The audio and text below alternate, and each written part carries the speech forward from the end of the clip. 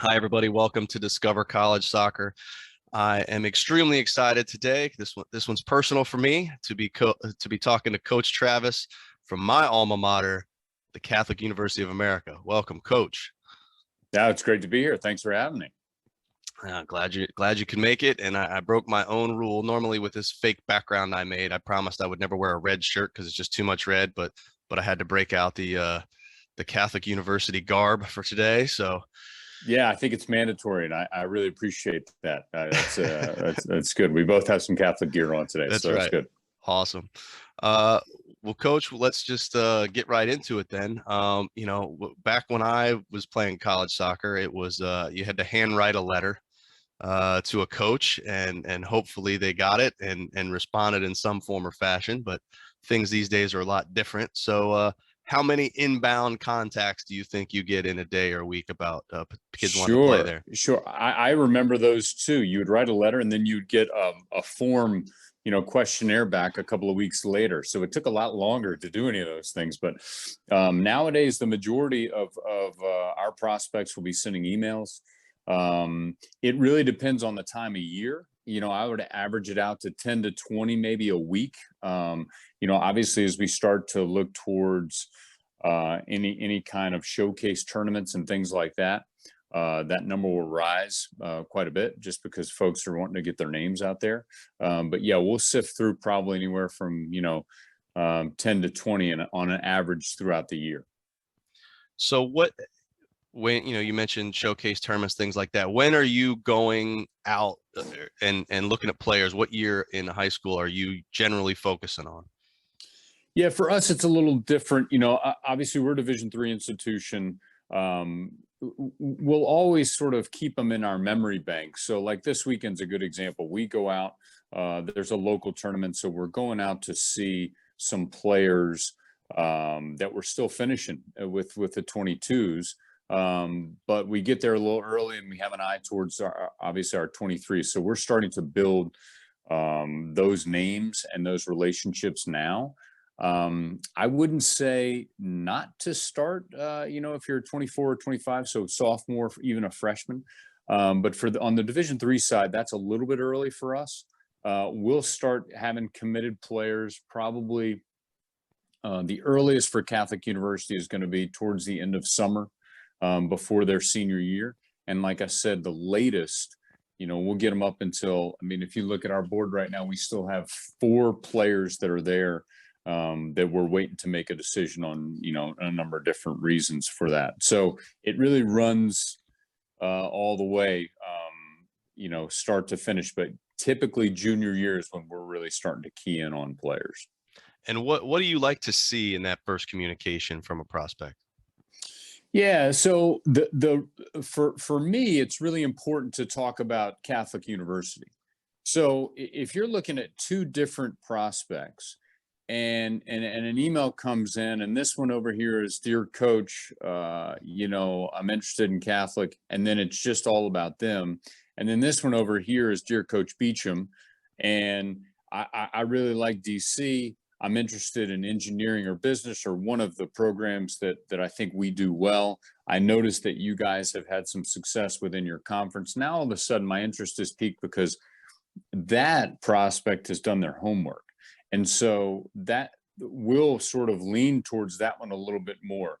It doesn't need to be long, but if it's more specific to that school, the better off you're going to be. Hey, my dad went to Catholic. My grandparent, I've been to DC and I really enjoyed whatever it was. Now all of a sudden you're thinking, okay, well, this could be a good fit for us.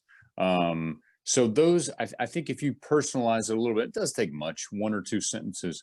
That'll help you stand out a little bit more. Sure. Well, you mentioned going to showcases. So what tournaments do you like to frequent? What is your main focus when you're out and about recruiting? Are you checking out even any high school games or anything? Yeah, it's really, you never know because year to year you think, back when we were coming up, the Capital Cup was big and now it's gone. And every year it seems like, coronavirus came and some of these tournaments that we sort of bank on going to are not as relevant anymore with the teams that are coming. Certainly for us, Jefferson Cup, Bethesda, Potomac are easy because they're local. But now with ECNL has gotten much bigger. National League has gotten much bigger. So those two, will we go to those to have an opportunity to maybe see some higher level players? And it's also bang for buck because, our budget isn't one where if we're going to go out to Arizona or Texas, we better yield some players from that. So, we can go, but if we're not getting players from those events, then we're probably not going to go back. So, like Dallas Cup is a huge event, but I don't know that that's really somewhere where we're going to go and get players. So we may go down to Florida if we feel like we've already got some players that are in the pipeline for us. And we're like, okay, well, we'll go down and check out an ECL event because we know that there are 5 players that we're still looking at. Those are important. On the high school side of things, that goes into what I was talking about earlier. The majority of times that we'll go to a high school event is if we already know that there's a player that we really like, and we want that player to know that we're really interested. And so we'll show up to make sure that they know that we're sort of showing them the love. It's rare that we'll go out to a high school event to ID players. Yeah. Well, speaking of ID and players, do you guys run ID camps? How do other camps fit within your recruiting goals? Sure. So we do. We have 2 ID camps that we usually run. One in the spring. So we have one coming up here in March, and then we'll do one in the summer. Those are a bit more narrow in scope for us because we know that the players that attend those really want to come to Catholic. We cap those 30 to 40 players because we want to get to know them by the end of that day. So those are important for us. And then we also will attend camps in the summer because it's a really good opportunity for us to get to know players. So, you go to a showcase and 9 times out of 10, those players are on their best behavior. So you get to know them from a soccer standpoint, but you may not get to know them as well from a personal standpoint. But you can't hide if you're at a camp for 3 days and you're able to coach those players and sort of challenge them in a number of different ways. And conversely, they get to know you. And so sometimes we'll get, at the end of a camp, we'll sort of reach out and say, hey, what are you looking at? I know you're at, let's say, Georgetown, because I go to the Georgetown camp every year. I know you're at that camp, but, have you thought about maybe Catholic? Have you thought about being in DC, those things? And then on the opposite side of that, maybe a student athlete after the camp will say, man, I really liked this coach. So I'm going to reach out and just see what the deal is with them. So the more that they sort of keep their options open in that regard, the better it's going to be for them down the line. So I think camps can be hugely beneficial. But I also always tell people there's a caveat here that, people aren't doing this for free. And so they have to understand that when they're going to camps, sometimes, I'm going to use like Aim High University, because that's the NCAA test is always Aim High University. Let's say Aim High University is a big time Division I university, and they've got a 3-day camp, and they've got 400 kids going to that camp. That's a tough one because they may be taking 1 or possibly 2 kids from that camp. So you have to really do a little bit of research in regards to what you're getting into when you go to these camps. Yeah. Well, you mentioned really getting to know a player in terms of on the field and off the field. Well, when you're recruiting, what's your hierarchy of traits, both on the field and off the field? What really makes a player kind of rise up the ranks in your eyes? Yeah, I mean, they have to be able to play.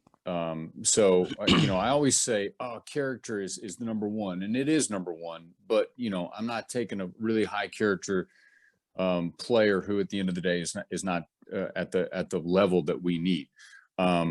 So that's a big part of it. But I will say that you have to recruit the individual, and we're really fortunate at Catholic, as you know, to be in a setting where we have a lot of families that want to be here.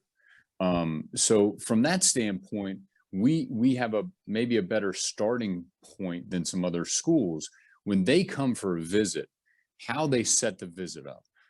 How responsive are they when we're trying to, get in touch with them. Um, I'm trying to give some example. Oh, there was an example a couple years ago where there was a player from another state, and we couldn't get to really get in front of that player because they were too far away. We didn't want to go and do a flight just for one player that we didn't really know that well. So say, hey, you know what? Go out, film, get us some film of a game. And so we get the film back, and here in the film, the dad is, yelling at some of the other players on the team to make sure that this player gets the ball. And it really turned us off. We were like, whoa, whoa, whoa. And little things like that are big. And I can't really sort of emphasize that piece enough. All these little things that come to the forefront.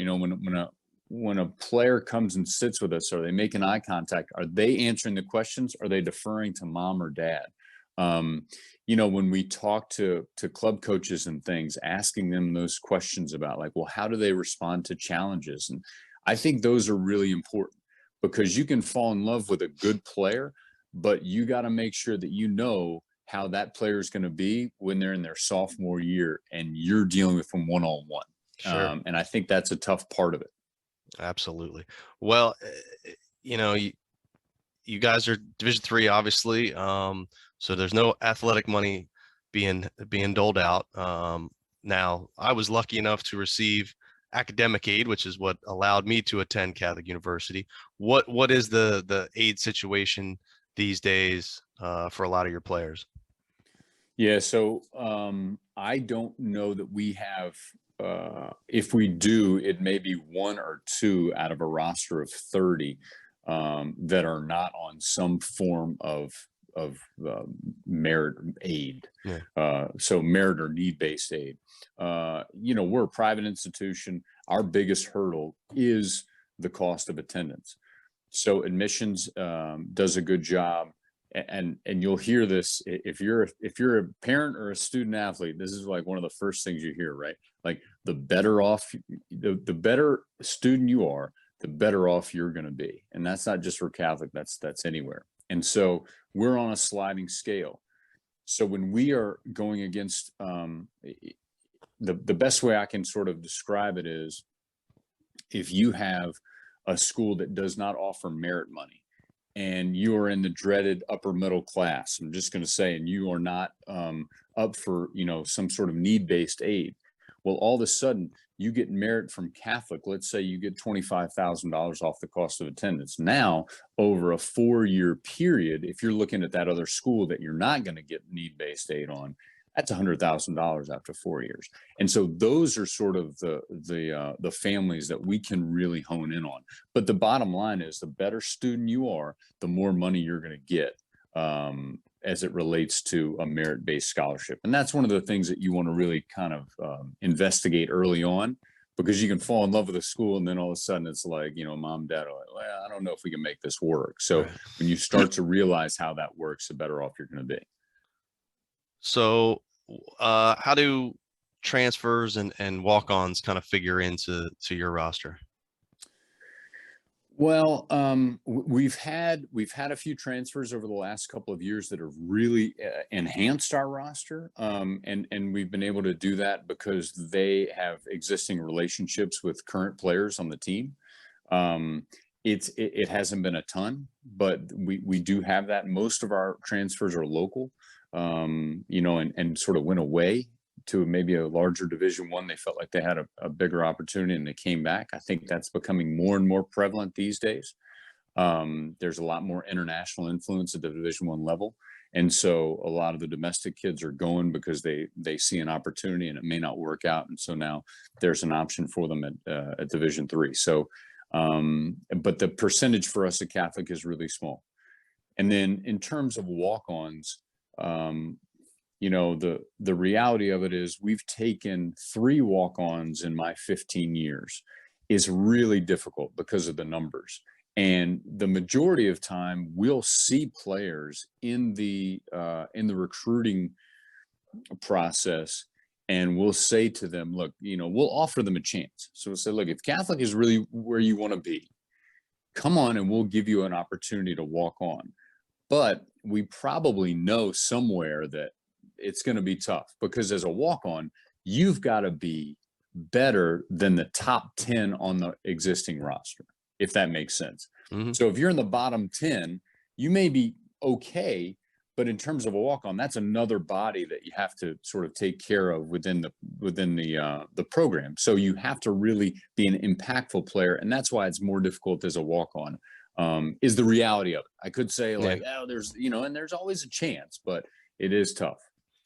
Yeah, it's a different world from 25 years ago when No, Catholic sure, Catholic yeah. had a part-time coach. He couldn't recruit at all, so we were all walk-ons. Yeah, I mean, and that's the other thing. So much more now with, Yeah, you click of a button and you can yeah, watch film, and how it is. The fraternity is so much smaller, so it helps for sure. just to know folks. Well, you wrote last question on the recruiting side. You did mention it briefly, but international students, are you guys recruiting internationally at all? Do you have a heavy international influence on your roster?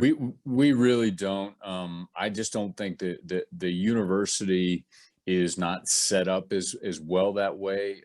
Certainly, financial aid is not competitive when we look at other institutions, and so that's one of not that we don't have an international footprint here at Catholic. We certainly do, but a lot of times, from a recruiting perspective, it's Yeah, work smart, and so sure. I assume that if we really put our efforts into that, that could be fruitful for us, but that's much more difficult. So we have sort of stayed away. We have had a few international students, but it's been few and far between. Yeah. All right. Well, let's shift gears here. Talk about the school itself. Now, I mean, Yeah. I could just talk about all this stuff, but that's not why we're here. So, Well, you can correct me, Matt. yeah, There are yeah, things right. that I say. So, well, it's been a minute since I've been back, Yeah. but and that school is so different. I Right. mean, just the It's soccer field. different in the 15 I'm years. That's right. I'm That's just right. jealous of the field you get to play on that I didn't get to play on anymore. Yeah, it's But anyway, fantastic. It's so fantastic.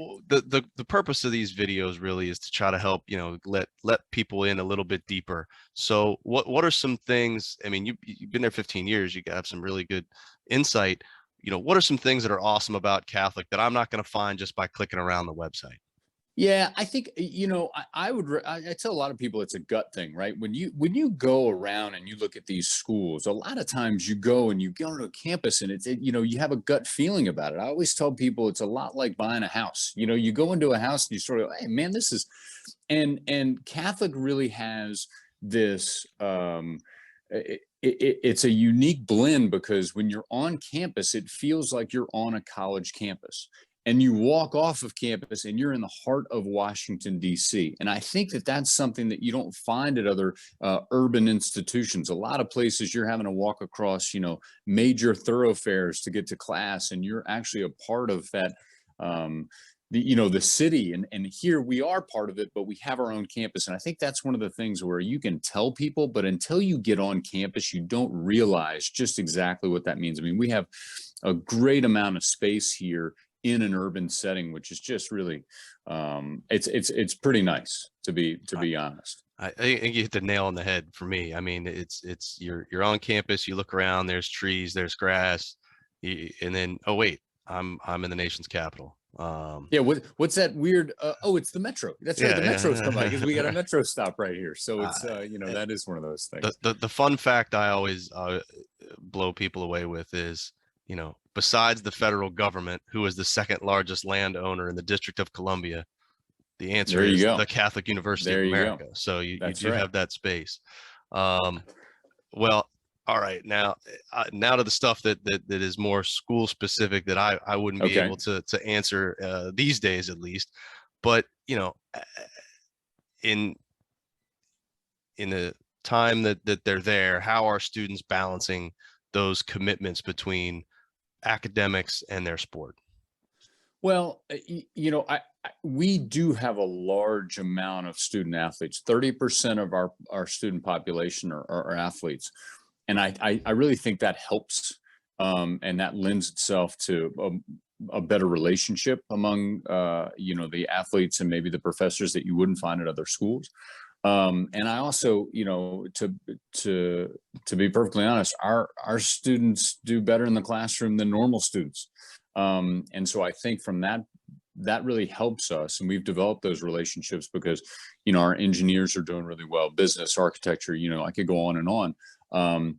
So from that standpoint, I think there are expectations as a student athlete when you come here, and for the most part, I know from a soccer standpoint, our team GPA is about a 3.3, and so that goes back to that recruiting piece.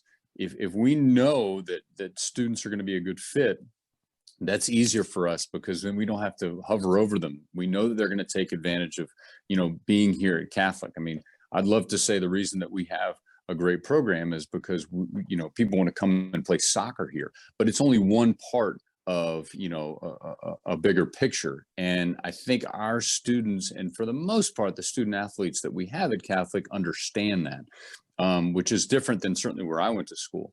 And there's always an eye towards like, oh, hey coach, I'm looking at this internship because I think this is going to help set me up for the next piece.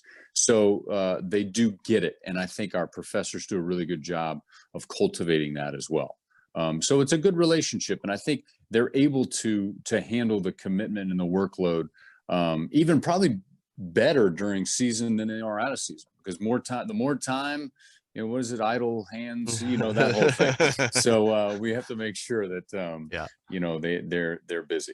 No, and it was great. I mean, I had an internship every spring semester of my 4 years. So it was an excellent opportunity to be able to do that. So what support mechanisms are in place at the school to help support athletes, both academically and athletically? Sure. I mean, we do have a faculty athletic representative who works with the student athletes if needed. There is a great system here. You can get a tutor here at Catholic for $50 for the entire semester. So let's say it's a right brain, left brain thing. Let's say you're taking a philosophy course, but you're actually a business major because you're required to take that course. That you may need a little bit more help with.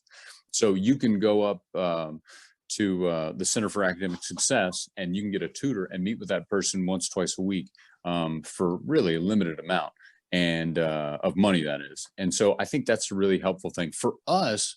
And this is what I tell people a lot. Our players are the best aids for the other players. I mean, if you've got a guy who's in the School of Business, and we have a freshman who's looking at, well, I'm in the School of Business, but I'm not sure if I want to go finance, marketing, accounting, whatever it may be, then those are the folks that are going to help them through that process. All right, well, I took these, classes. This is how I got my internship set up. And so now all of a sudden they've got tangible evidence of how that works. And I think that is something that I've been really proud of. And the fact that we've been here for over 15 years also helps, because we've been able to develop relationships with alums and things like that, where we say, okay, well, this guy's great. He can really help you in an internship side. And once they get their foot in the door, that's the toughest part, right? The toughest job is your first one. And so getting them to that point is, I think, really something that we do a good job of. No, that's great. So during the season, what's a typical, non-game day look like from wake up to going to bed? Yeah, it depends. I think, going back to that academic piece, one of the tough things for us is, we're in the middle of a city, so we do have adjunct faculty. So sometimes classes are later on in the day.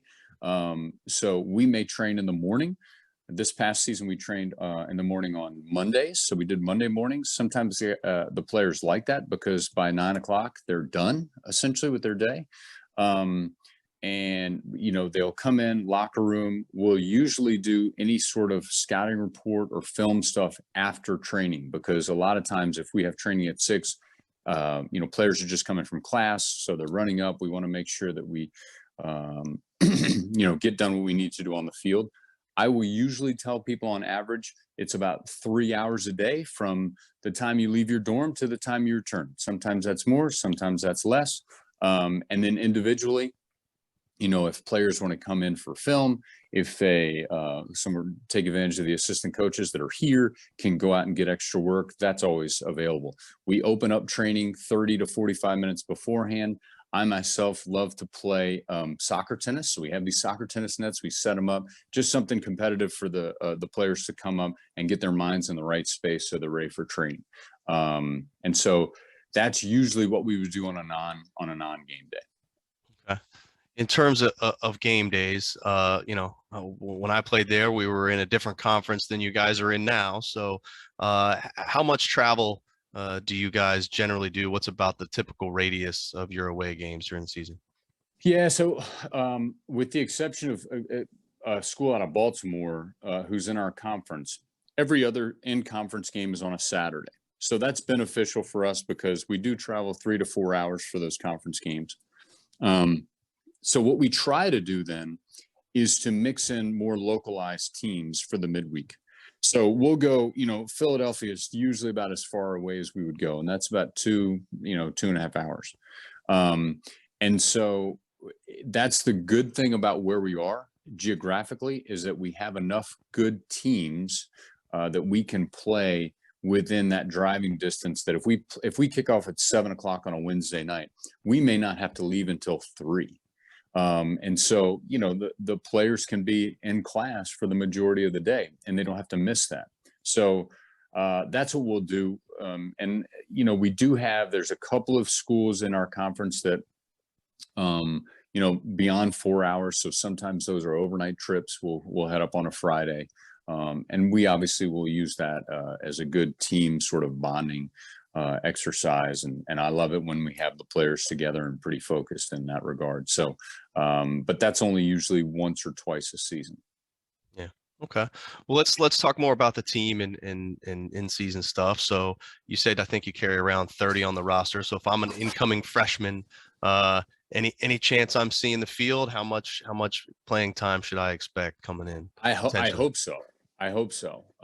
Because what we tell the current players is that we want those players to come in and be fighting for positions early. Usually every year we have 1 to 2 players in that first year group that will start or play considerable minutes for us. This past year we had more than that. I'd say it was 4 or 5 players that played a considerable amount from that. And now that was a really good group. We'll keep, this year because of COVID and guys stayed and things like that, we were a little bit more inflated. We had 33 on our roster. We'll graduate 10. We've currently got 6 that are committed. And like I said, we're looking at 4. If we yield half, that'll be 2. So we're at 8. So we're probably at around 31. You always want to have 2 teams that can play against one another, and you want to have 4 keepers to be able to go small sided in training. So that gives a little bit of a sense of where things are. But yeah, I think the freshman thing, it's for us, it's more important. And this is a huge change from when I played and from when we played. I think we make sure that those players are as comfortable as they can be as early on as they can be, because they won't have confidence unless they have that level of comfort. So gone are the days of punting balls into the woods and saying, hey, you got to go get them and things like that. That stuff is, we're about being a part of the group as early as you can and feeling good about that. And I think that really helps us to get those players confidence earlier on in their career. Yeah. Yeah. We won't discuss what happened to us as freshmen. Yeah. So you earlier you mentioned players talking, working with assistants and stuff. How big is your soccer staff, and what role do those other coaches play? So there are 3 assistants that we have. One is full time, so he's always here. Then we have another who's works primarily with the goalkeepers and does a fantastic job. He was a graduate assistant for us. And that's the graduate assistant is the person that's here all the time that they can certainly rely on being here and being present for anything that they need. The goalkeeper coach was a grad assistant for us. He did a great job. So he's transitioned into working with the keepers.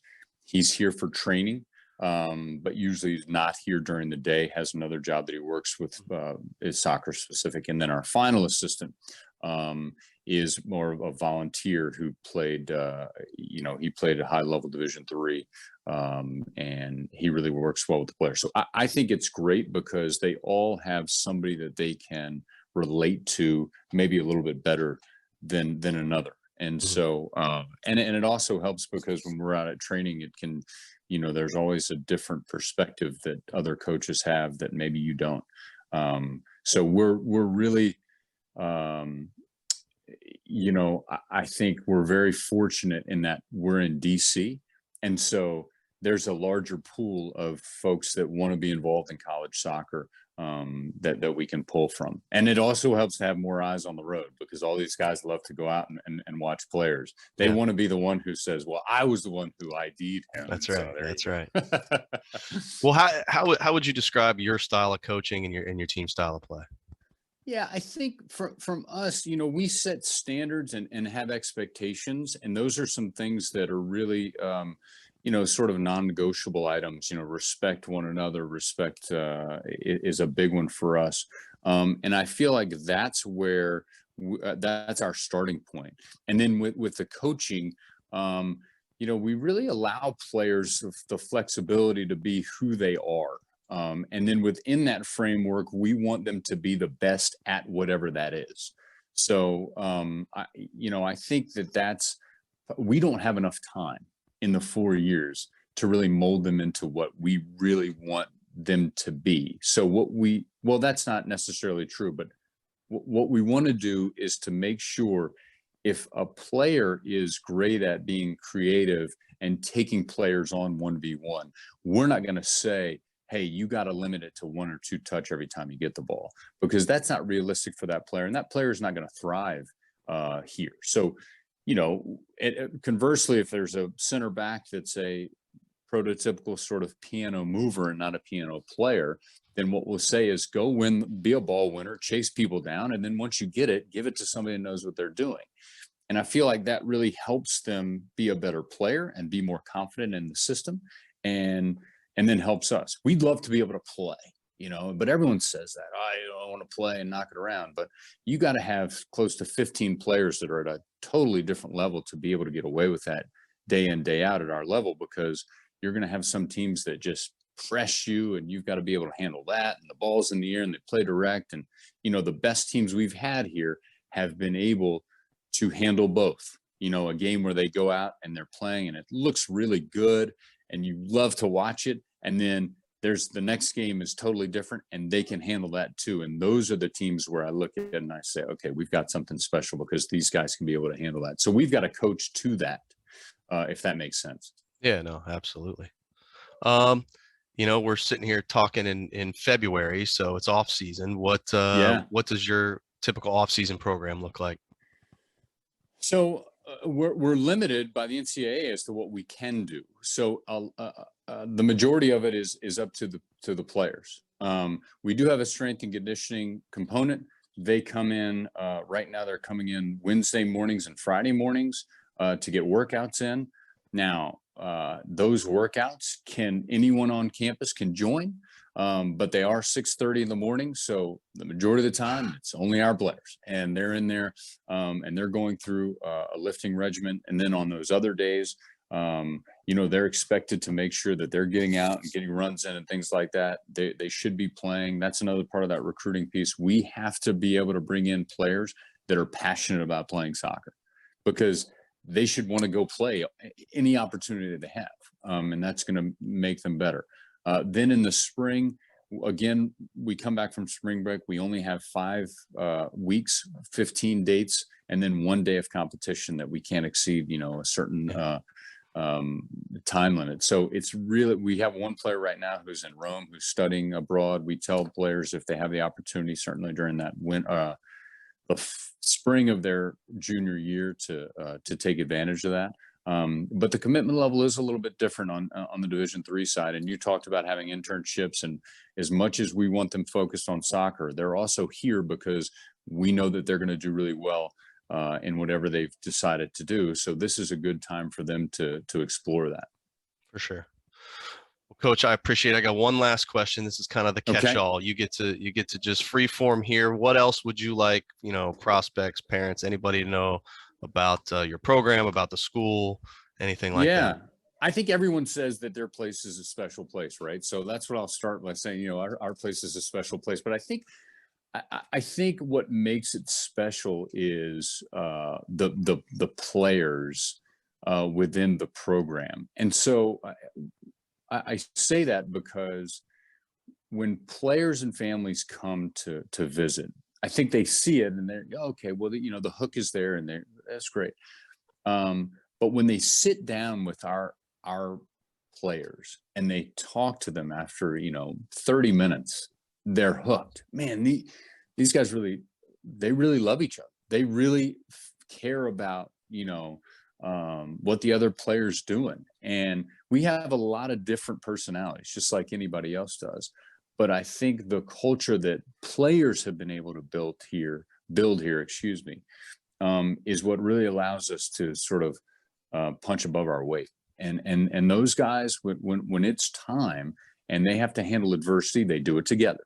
And when it's time for them to answer the call, they've developed relationships off the field so that it's not unique if you came out and watched one of our training sessions to see two players go at it. And I don't mean like physically fight each other, but really go at it, because that once that exercise is complete, they'll go up to each other and either rib each other or put an arm around each other. And I think that's the foundation for a lot of success in what we've had. So I know that's not like a tangible, maybe as much like, oh, we've got great locker rooms or our athletic center or anything like that. But I think that really carries the day when it comes to, the people throw on family and brotherhood. But I think if you came and you had one of our players and you say, all right, what is it unique? That's what they would say. Well, I love these guys. I'm always hanging out with them. We do everything together, which I think is a really important piece of their experience here. Absolutely. Well, I appreciate it. I'll dispel one last rumor that I always hear. You say, I went to Catholic University in DC, and they go, oh, you mean Georgetown? No. This is a separate school. It is it's not Georgetown. That's right. That's right. although I wouldn't mind having Brian's success as a college soccer program, because Georgetown's been doing great. But all right. Anyway, all right, Travis, I really appreciate it. Thanks for taking the time. And Sure. Of course, I'll be following you from down here in Florida and wishing you nothing but the best. Thank you. Thanks for having me. All right.